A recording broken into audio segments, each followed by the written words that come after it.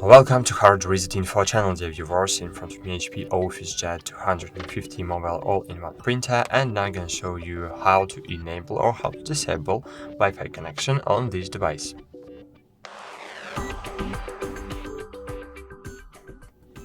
So in the other video I've showed you how to connect to the Wi-Fi network, but what about when you have now enabled the Wi-Fi?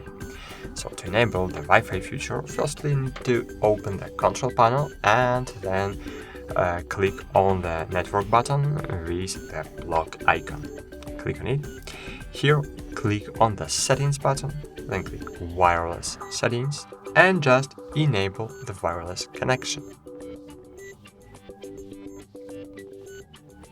And cool, now you can try to connect to your Wi-Fi network and get your device wireless. Thanks for watching, like this video, subscribe to our channel, and bye, see you!